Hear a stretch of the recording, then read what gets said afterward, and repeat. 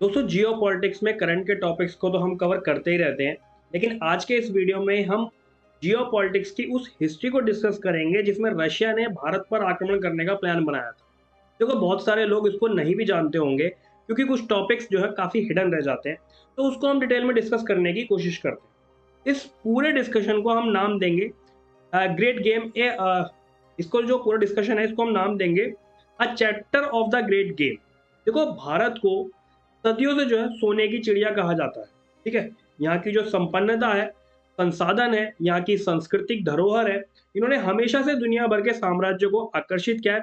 अब 19वीं शताब्दी की शुरुआत में यूरोप की बड़ी शक्तियां विशेष रूप से ब्रिटेन और रशिया भारत पर नियंत्रण पाने के लिए संघर्ष कर रही थी। तो 1807 में नेमेन नदी के किनारे फ्रांस के सम्राट नेपोलियन बोनापार्ट और रूसी जार जो है अलेक्जेंडर फर्स्ट के बीच तिलसिट की संधि पर हस्ताक्षर हुए। और इस संधि ने यूरोप के राजनीतिक परिदृश्य को बदल दिया और भारत पर रूसी आक्रमण की योजना की नींव रखी।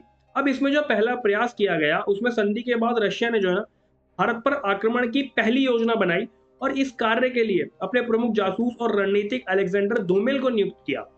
दुमिल ने अफगानिस्तान के माध्यम से भारत पर हमला करने की योजना बनाई। उन्होंने काबुल के शासक दोस्त मोहम्मद से मुलाकात की और उसे ब्रिटिशों के खिलाफ हथियार उठाने के लिए प्रेरित किया। अब धूमेल ने दोस्त मोहम्मद को आश्वासन दिया कि रशिया जो है उसकी रक्षा करेगा और उसे पर्याप्त सैन्य समर्थन देगा। अब दोस्त मोहम्मद को यह प्रस्ताव आकर्षक लगा क्योंकि वे ब्रिटिशों की बढ़ती ताकत से चिंतित था। धूमेल ने विभिन्न कबीलों के साथ गठबंधन किया और अपने दल के साथ जो है काबुल पहुंच गया।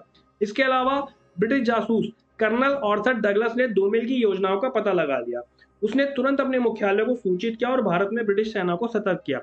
डगलस ने अपने जासूसों को भी अफगानिस्तान भेजा ताकि वे धूमेल की गतिविधियों पर नजर रख सकें। फिर काबुल में धूमेल और डगलस के बीच एक गुप्त संघर्ष शुरू हो गया। धूमेल ने स्थानीय अफगान कबीलों को जो है ब्रिटिशों के खिलाफ, जबकि डगलस ने अफगान शासकों को ब्रिटिशों के पक्ष में बनाए रखा। फिर एक रात धूमेल ने काबुल के किले पर हमला करने की योजना बनाई। उसने अपने अफगान सहयोगियों के जो उसके सहयोगी थे, ठीक है, उनके साथ मिलकर जो है किले पर हमला किया। लेकिन डगलस ने पहले ही इस हमले की खबर पा ली थी और अपनी सेना को जो है तैयार कर लिया था। ब्रिटिश सेना ने दुमेल के सैनिकों को किले से बाहर खदेड़ दिया था और दुमेल को जो है बंदी बना लिया। अब इसके बाद दूसरा मोड़ आया कि टिलसिट की संधि के बाद नेपोलियन बोनापार्ट ने जार अलेक्जेंडर फर्स्ट के साथ भारत पर आक्रमण करने की एक नई योजना बनाई। नेपोलियन ने सोचा कि यदि वह रशिया के साथ मिलकर भारत पर हमला करता तो ब्रिटिश साम्राज्य का आर्थिक आधार हिल जाएगा। नेपोलियन ने अलेक्जेंडर को समझाया कि फ्रांस और रशिया को मिलकर जो है ना एक विशाल सेना तैयार कर लेनी चाहिए और अफगानिस्तान के माध्यम से भारत पर जो है आक्रमण करना चाहिए। अलेक्जेंडर इस योजना से प्रभावित हुआ और उसने अपने प्रमुख सेनापति अलेक्जेंडर यर्मोलोव को इस अभियान का लीडरशिप करने का आदेश दिया। इसमें अब योजना और विरोध की बात करें तो यर्मोलोव ने अपनी सेना के साथ काबुल की ओर कूच किया, लेकिन इस बार भी ब्रिटिश जासूसों ने रूस की योजना का पता लगा लिया। कर्नल डगलस ने अफगानिस्तान में ब्रिटिश सेना को सतर्क किया और उन्हें जो है यर्मोलोव की सेना का सामना करने के लिए तैयार किया। काबुल के पास एक निर्णायक युद्ध हुआ जिसमें ब्रिटिश सेना ने यर्मोलोव की सेना को भारी नुकसान पहुंचाया। यर्मोलोव की सेना को वापस लौटना पड़ा और इस प्रकार नेपोलियन और अलेक्जेंडर की योजना जो है विफल हो गई। अब कुछ टाइम ऐसे ही बीता। इसके बाद रशिया ने तीसरी बार भारत पर जो आक्रमण करने की योजना बनाई, लेकिन इस बार उसने अपनी रणनीति बदल दी। ठीक है दोस्तों, रूस ने सोचा कि अगर वह कश्मीर के माध्यम से भारत पर हमला करता तो वह ब्रिटिशों को आश्चर्यचकित कर सकता है। रशिया ने अपने प्रमुख जो रणनीतिक मिखाइल इवानोव को इस अभियान का नेतृत्व जो है करने का आदेश दिया।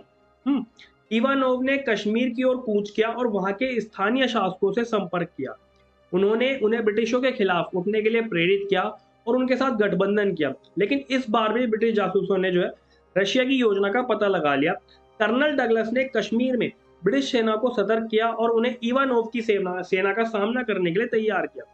कश्मीर के पास एक निर्णायक युद्ध हुआ जिसमें ब्रिटिश सेना ने इवानोव की सेना को जो है भारी नुकसान पहुंचाया।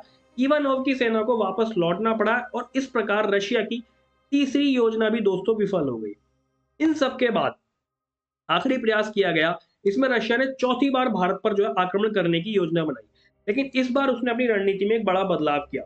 रशिया ने सोचा कि अगर वह दक्षिण भारत से, ठीक है, दक्षिण से भारत पर हमला करता तो वह ब्रिटिशों को आश्चर्यचकित कर सकता है। रशिया ने अपने प्रमुख रणनीतिकार निकोलाई रोजनोव को इस अभियान का नेतृत्व करने का आदेश दिया। ठीक है दोस्तों, निकोलाई रेजनोव को।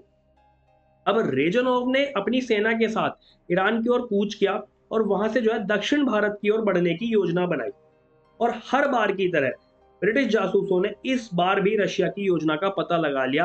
कर्नल डगलस ने दक्षिण भारत में ब्रिटिश सेना को सतर्क किया और उन्हें रेजानोव की सेना का सामना करने के लिए तैयार किया। और फिर दक्षिण भारत के एक छोटे से गांव के पास एक निर्णायक युद्ध हुआ, जिसमें ब्रिटिश सेना ने रेजानोव की सेना को भारी नुकसान पहुंचाया। रेजानोव की सेना को वापस लौटना पड़ा और इस प्रकार रशिया की चौथी योजना भी विफल हो गई। कंक्लूजन की अगर हम बात करें तो ग्रेट गेम का ये चैप्टर भारत पर रूसी हमले की 4 विफल योजनाओं के साथ समाप्त होता है। ब्रिटिश साम्राज्य ने न केवल भारत पर अपना नियंत्रण बनाए रखा, बल्कि रशिया की विस्तारवादी योजनाओं को भी विफल कर दिया। इस संघर्ष ने न केवल दोनों साम्राज्यों के बीच संबंधों को प्रभावित किया, बल्कि भारत की भू राजनीतिक स्थिति को भी बदल दिया। तो ये कुछ पूरा टॉपिक था। मैं उम्मीद कर रहा हूँ आपको अच्छे से समझ में आया होगा। ठीक है, जियो पॉलिटिक्स की सीरीज में हम इस तरह के टॉपिक्स को कवर करते रहते हैं। आप लोग नए चैनल को सब्सक्राइब कर लो, और भी इस तरह के जो टॉपिक्स रहेंगे, जो वीडियोस रहेंगी, उनको मैं लाता रहूंगा। बाकी समझ में आया होगा टॉपिक, तो आप बताना कैसा लगा। चलिए, अपनी तैयारी करते रहिए यूपीएससी और स्टेट पीसीएस की, और पढ़ते रहिए। All the very best. Thank you.